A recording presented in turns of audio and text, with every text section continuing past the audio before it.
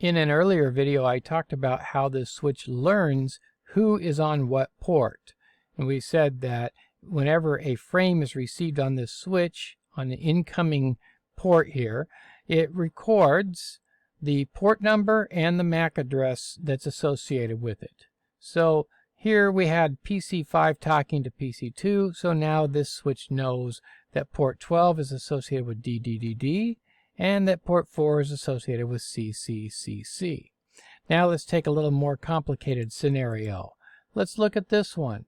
I now have two switches that are connected together by port 15 on this switch and port 6 on this switch. So now let's say that PC5 wants to send a message to PC8. So PC5 is going to generate a frame to 1111. 1111 will travel here to switch 1. Now what's switch 1 going to do?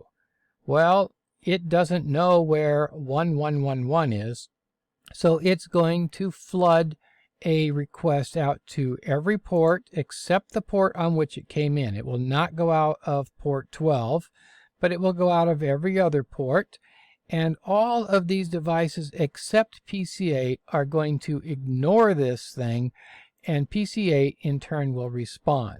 It'll go back to this switch, back down to this switch, and now switch 1 down here can say, oh, port 15 is associated with 1111. Now remember that in the meantime, this switch up here, switch 2, is also learning, oh, 1111 is associated with port 5. So this switch also learns where each of these PCs is. Alright, so now this thing has received it, so it's going to drop that and send this thing up here, this 1111, to this switch, which in turn, of course, will send it on to PC8.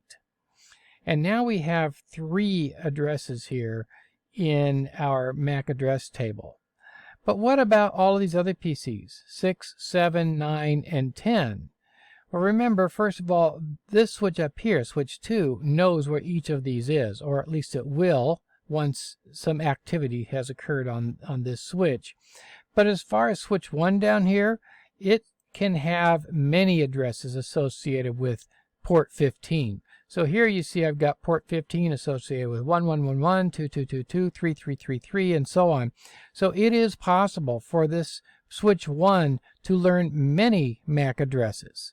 Now it doesn't know anything except to send it out of that port.